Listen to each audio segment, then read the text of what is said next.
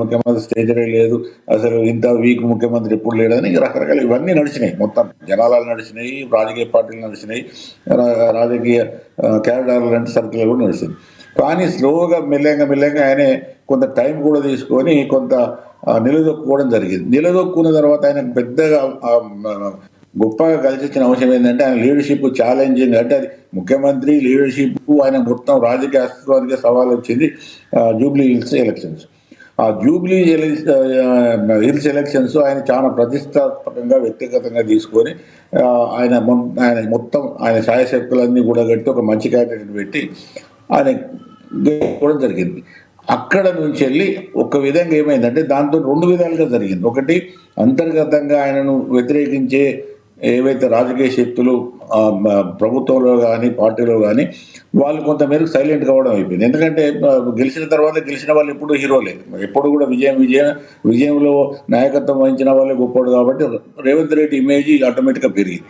రెండవది ఏంటంటే BRS sitting MLA ఓడిపోయింది. అంతకుముందు వాళ్ళు హెచ్ఎండిఏ పరిధిలో పెద్ద ఎత్తున దాదాపు 50-60 మెజార్టీతో గెలిచిన అటువంటి సీటు కూడా ఓడిపోయారు. కాబట్టి బీఆర్ఎస్ కూడా ఏది జనాలలో కూడా అనుకున్నంత బలంగా లేకపోవచ్చు అన్నది ఒకటి వచ్చింది. రెండోది ఏంటంటే బీఆర్ఎస్లో ఒక గొప్ప నమ్మకం ఏముండదంటే కాంగ్రెస్ వ్యతిరేకతే మమ్మల్ని గెలిపిస్తుంది, ఆటోమేటిక్గా మేము మంచి మెజార్టీతో గెలుస్తామని కూడా బీఆర్ఎస్ అనుకున్నారు. కానీ వాస్తవంగా అట్లా జరగలేదు.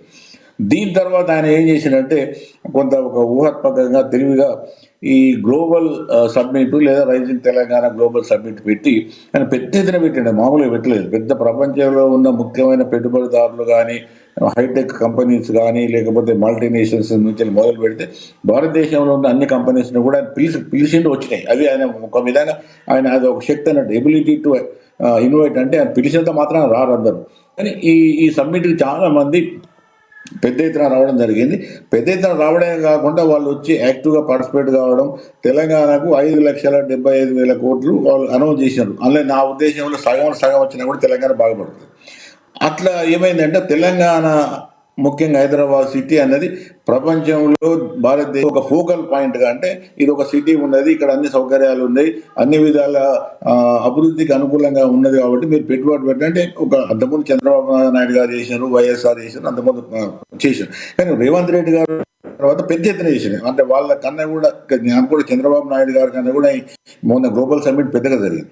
ఎందుకు పెద్దగా జరిగిందంటే ఆయన అంత పెద్ద ఎత్తున అట్టహాసంగా చేసినని కూడా విమర్శలు వచ్చినప్పుడు కూడా దానిలో ఒక మీనింగ్ ఏంటంటే పెద్ద ఎత్తున చేస్తే తప్ప రారు, కాబట్టి చేసిండు, దానికి వాళ్ళు వచ్చిన తర్వాత తెలంగాణ భవిష్యత్తులో లాభపడే అవకాశం ఉన్నది. కాబట్టి అదొక పెద్ద ఆయనకు, అంటే నేను చెప్పేది ఎంత రేవంత్ రెడ్డి కూడా చెప్తాను, ప్రభుత్వం గురించి కూడా చెప్తాను.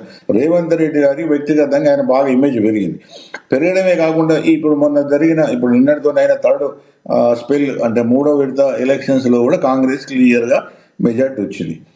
అంటే రౌండ్కు పెరిగింది సుస్థిరంగా. ఇవాళ కాంగ్రెస్ బీఆర్ఎస్ కన్నా కూడా దాదాపు వీళ్ళు 60% కన్నా ఎక్కువ గెలిస్తే వాళ్ళు బీఆర్ఎస్ 30% గెలిచింది, మిగతా బీజేపీ గెలవచ్చు. కాబట్టి క్లియర్గా ఒక విధమైన ఆధిపత్యం అనేది కాంగ్రెస్ నిన్నటి థర్డ్ స్పెల్ తర్వాత కూడా ప్రదర్శించగలిగింది. వీటితో పాటుగా ఏమైందంటే కొద్దిగా ఈ మధ్యన జరుగుతున్న అంశాలు మనం చూస్తే ముఖ్యమంత్రి గారికి ప్రజలలో కూడా ప్రభుత్వం మీద కూడా పట్టు దొరుకుతుంది. అదే ముందు నేను అంతర్గతంగా ప్రభుత్వానికి కూడా మేము పైన హై లెవెల్లో కూడా లోపల చూసినాం. కాబట్టి ప్రభుత్వానికి పట్టు అనేది ఇప్పుడు బాగా వస్తున్నది. బ్యూరోక్రసీ మీద కానీ లేకపోతే పార్టీ మీద కానీ ప్రభుత్వం మీద కానీ రావడం. తర్వాత ఇంకొకటి ఏముందంటే రాహుల్ గాంధీ గారికి ఈయనకు రేవంత్ రెడ్డి గారికి సక్రమంగా లేదు, ఢిల్లీకి ఈయన ఎప్పుడు అయినా కూడా ఈయన అపాయింట్మెంట్స్ తెలియదని కాంగ్రెస్ వాళ్ళే పెద్ద ఎత్తున ప్రచారం చేసి నేను గాంధీ భవన్ పోతే కూడా చాలాసార్లు మాటలు అన్నారు. నేను కూడా చాలాసార్లు పోయినా. అంటే ఒక విధంగా ఏంటంటే ఆయన ఇమేజ్ను ఆయన యొక్క పర్సనాలిటీని కొంత కించపరిచే ప్రయత్నం చేశారు. కానీ ఎప్పుడైతే ఇవన్నీ జరిగినాయో దాంతోనే ఆయనకు ఇమేజ్ పెరిగింది.